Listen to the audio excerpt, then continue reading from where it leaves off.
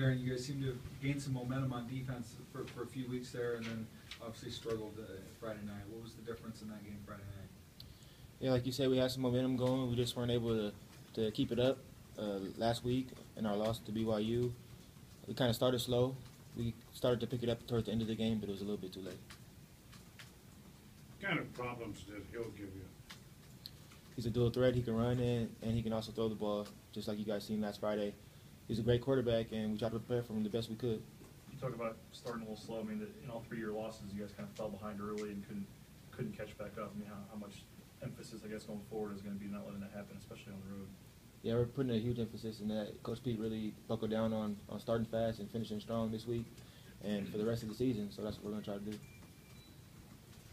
What did you think about the targeting call, Toss Dillon?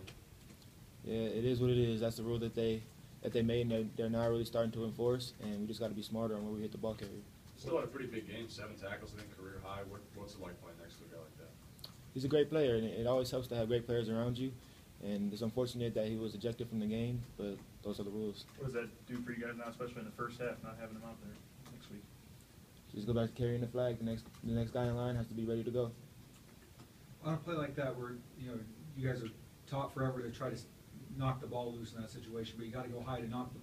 Where is the strike zone you're aiming for on a play like that now at the goal line? The coaches try to talk to us about aiming for the bottom of the numbers, down to the legs, and that's what I've been trying to do to perfect my craft and not get called for targeting this year. So that's basically the strike zone. If you hit him in the bottom of the numbers and he's catching the ball up here, is that going to knock the ball loose? Depends on how hard you hit him. It may not, but there's really nothing we can do about it. You watch much of Colorado State? I watched a little bit. I'm going to go watch some more after this. They're a good team. It's going to be a good they've game. got a couple big running backs. They do. Talk about what kind of challenge those guys present. No flippers. You got to bring your arms, full body tackles. Speaking of tackling, that was obviously a problem, especially in the first half. What's the difference from game to game on locking up on your tackles? You just have to go back to practice. Every single day in practice, we have to emphasize tackling with arms, not just launching, not 2 feet takeoffs. Just go back to fundamentals, breaking down, and seeing what you're hitting. How big of a learning game is that BYU game? Seems like there was a lot you guys could see and learn from. Yeah, the tape said everything. When we went back to watch it this past weekend, and earlier on today, there was a lot of mistakes that we seen that we can clean up. How frustrating that, or what's going through your mind when you're watching some of those mistakes on film? It's very frustrating, especially after a loss like that, but you got to look at it as an opportunity to get better.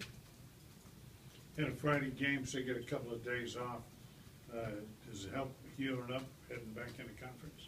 Oh yeah, it definitely does help with the body and healing up when you have that extra day. It does mean a lot, believe it or not, and we'll be ready for conference play.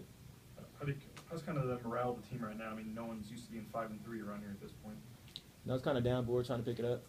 It's not going to be easy because, like you said, we don't lose very often, and when we do, we kind of take it to the heart. So we're just trying to look past it and get ready to go. How do you get it pick it up? How do you get it turned around? We turned around by thinking that it wasn't really a conference game, and our goal is still manageable. So that's what we're shooting for.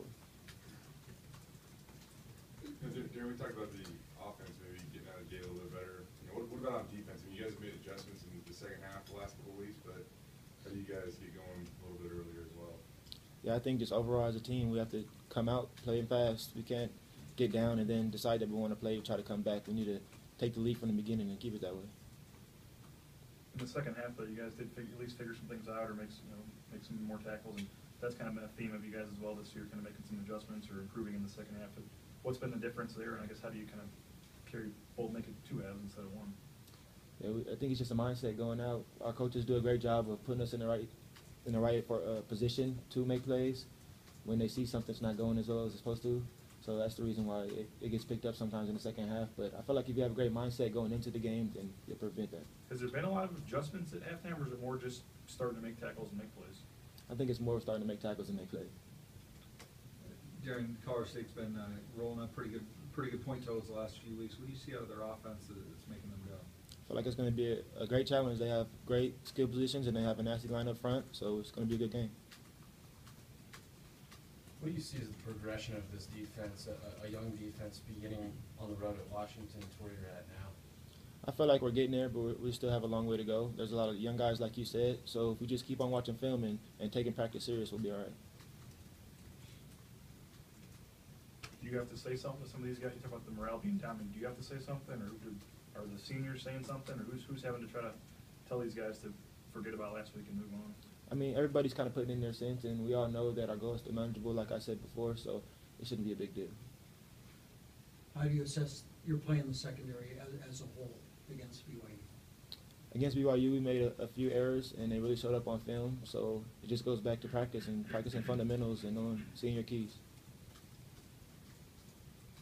Everybody has seen the injuries that have affected you guys both offensively and defensively.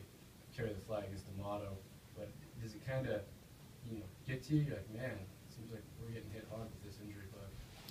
Yeah, that's unfortunate that we had so many injuries this year, but like you said, carry the flag, and that's how we live around here, so the next guy in line has to be ready to go, and so far they've been doing a pretty good job.